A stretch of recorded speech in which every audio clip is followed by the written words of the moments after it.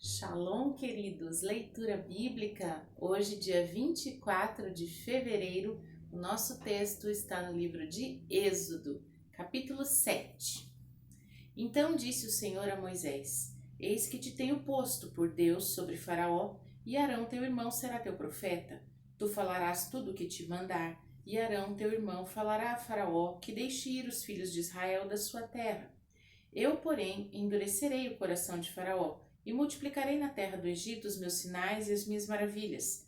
Faraó, porém, não vos ouvirá, e eu porei a mão sobre o Egito e tirarei os meus exércitos, o meu povo, os filhos de Israel, da terra do Egito com grandes juízos. Então os egípcios saberão que eu sou o Senhor, quando estender a mão sobre o Egito e tirar os filhos de Israel do meio deles.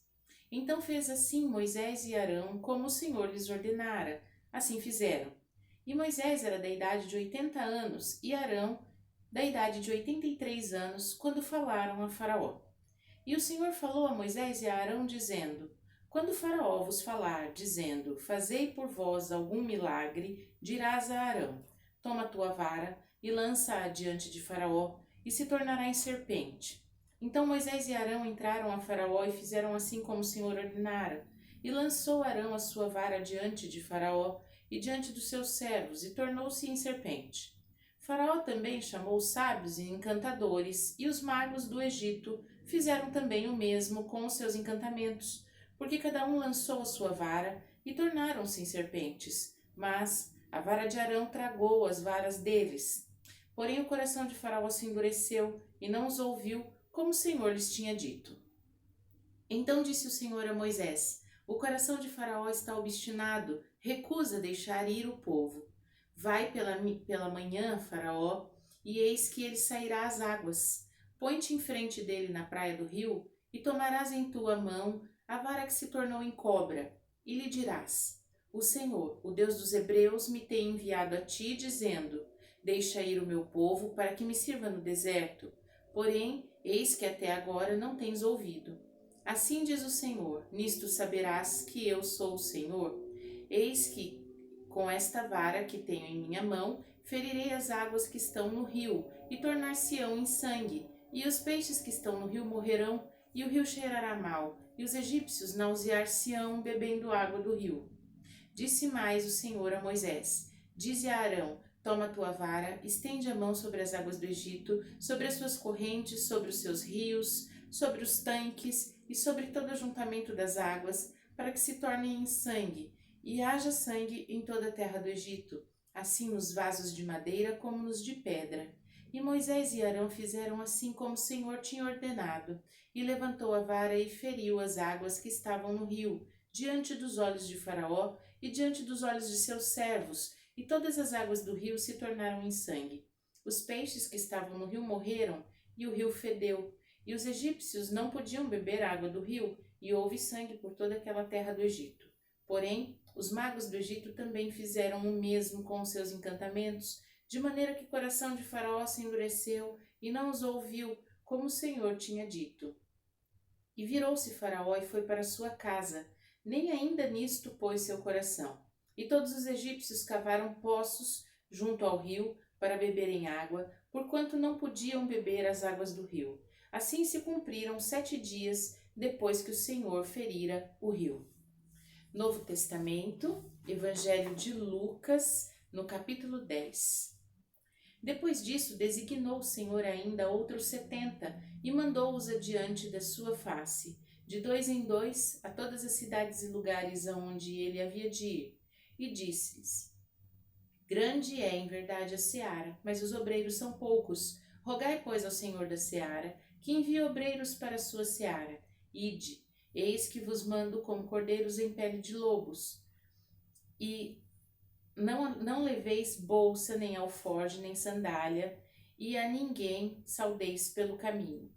E em qualquer casa onde entrardes, dizei primeiro: paz seja nesta casa. E se ali houver algum filho da paz, repousará sobre ele a vossa paz. Se não, voltará para vós. E ficai na mesma casa, comendo e bebendo, do que eles tiverem, pois digno é o obreiro do seu salário. Não andeis de casa em casa. E em qualquer cidade em que entrardes e vos receberem, comei do que vos puserem diante, curai os enfermos que nela houver, e dizei-lhes: é chegado a vós o reino de Deus. Mas em qualquer cidade em que entrardes e vos não receberem, saindo por suas ruas, dizei: até o pó que da vossa cidade se pegou sacudimos sobre vós. Sabei com tudo isto, já o reino de Deus é chegado a vós. E digo-vos que mais tolerância haverá naquele dia para Sodoma do que para aquela cidade. Ai de ti, Corazim, ai de ti, Betsaida, porque se em Tiro e em Sidom se fizessem as maravilhas que em vós foram feitas, já há muito, assentadas em saco de pano grosseiro e cinza, se teriam arrependido. Portanto, para Tiro e Sidom haverá menos rigor no dia do juízo do que para vós. E tu, Cafarnaum, serás levantada até o céu? Até o inferno serás abatida. Quem vos ouve a vós, a mim me ouve, e quem vos rejeita a vós, a mim me rejeita. E quem a mim me rejeita, rejeita aquele que me enviou. E voltaram os 70 com alegria, dizendo: Senhor, pelo teu nome, até os demônios se sujeitam. E disse-lhes: Eu via Satanás como raio cair do céu. Eis que vos dou poder para pisar serpentes e escorpiões e toda a força do inimigo, e nada vos fará dano algum. Mas não vos alegreis, porque se sujeitam os espíritos. Alegrai-vos antes, por estar o vosso nome escrito nos céus. Naquela mesma hora, se alegrou Jesus no Espírito Santo e disse: Graças te dou, ó Pai, Senhor do céu e da terra, porque escondeste essas coisas aos sábios e inteligentes e as revelastes às criancinhas. Assim é, ó Pai, porque te aprouve. Tudo por meu Pai me foi entregue. E ninguém conhece quem é o Filho, senão o Pai, nem quem é o Pai, senão o Filho e aquele a quem o Filho o quiser revelar. E voltando-se para os discípulos, disse-lhes em particular: Bem-aventurados os olhos que veem o que vós vedes, pois vos digo que muitos profetas e reis desejaram ver o que vós vedes e não o viram, e ouvir o que ouvis e não ouviram. Eis que se levantou um certo doutor da lei, tentando-o e dizendo: Mestre, que farei para herdar a vida eterna? E ele lhe disse: O que está escrito na lei? Como lês? E respondendo ele disse: Amarás ao Senhor teu Deus de todo o teu coração, de toda a tua alma, de todas as tuas forças e de todo o teu entendimento, e ao próximo como a ti mesmo. E disse-lhe: Respondeste bem, fazei isto e viverá. Ele, porém, querendo justificar-se a si mesmo, disse a Jesus: E quem é o meu próximo? E respondendo Jesus disse: Descia um homem de Jerusalém para Jericó e caiu nas mãos dos salteadores, os quais o despojaram e, espancando-o, se retiraram, deixando-o meio morto. E ocasionalmente descia pelo mesmo caminho certo sacerdote, e vendo-o, passou de largo. E de igual modo também um levita, chegando àquele lugar, vendo-o, passou de largo.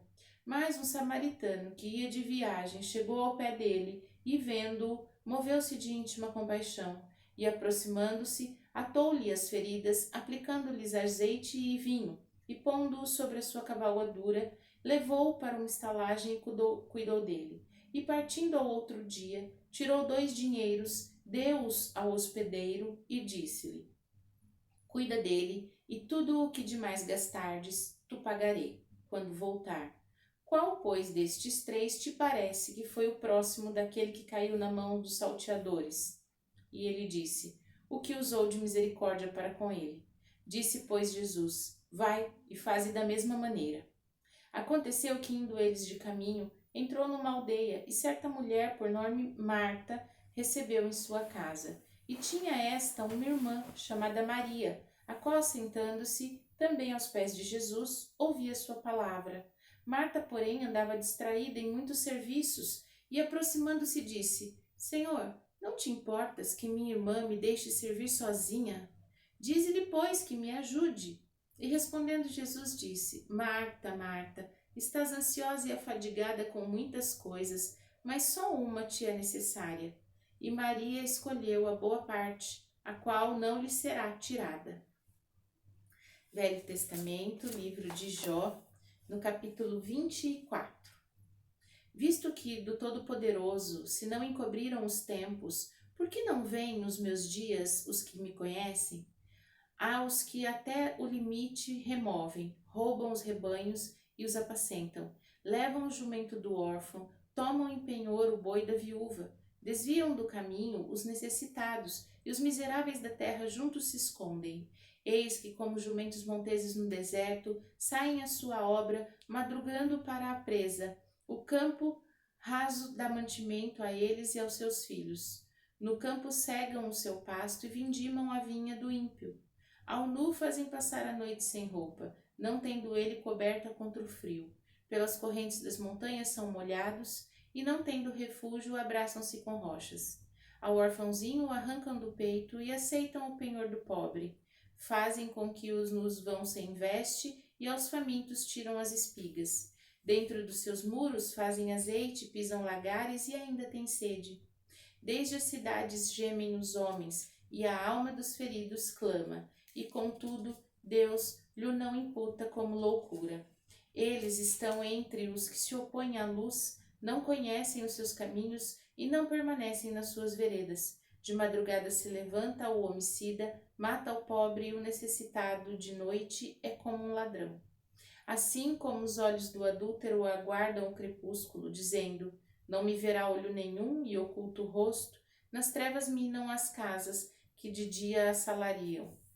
Não conhecem a luz, porque amanhã para todos eles é como sombra de morte, porque sendo conhecidos, sentem os pavores da sombra da morte. São ligeiros sobre a face das águas, maldita é a sua porção sobre a terra, não voltam pelo caminho das vinhas. A secura e o calor desfazem as águas da neve. Assim desfará a sepultura aos que pecaram. A madre se esquecerá deles, os vermes os comerão gostosamente. Nunca mais haverá lembrança deles, e a iniquidade se quebrará como árvore. Afligem a estéril que não dá à luz, e a viúva não fazem bem. Até os poderosos arrastam com a sua força, se eles se levantam, não há vida segura. Se Deus lhes dá descanso, estribam-se nisso. Os seus olhos, porém, estão no caminho deles. Por um pouco se alçam e logo desaparecem. São abatidos, encerrados como todos os outros e cortados com pontas de espigas. Se agora não é assim, quem me desmentirá e desfará as minhas razões? Amém? Muito bem, no nosso texto de hoje, então, em Êxodo 7, nós vimos que precisamos estar muito alertas para discernir os feitos do Senhor, porque há momentos nos quais o inimigo pode tentar imitar aquilo que Deus faz, assim como os magos do Egito imitaram os sinais que Deus deu a Moisés e a Arão. Mas a fonte do poder está somente em Deus. Então, tudo o que te rodeia, esteja atento, peça um espírito de discernimento ao Senhor, para que você não seja confundido, porque Deus pode revelar aos teus filhos os seus planos verdadeiros.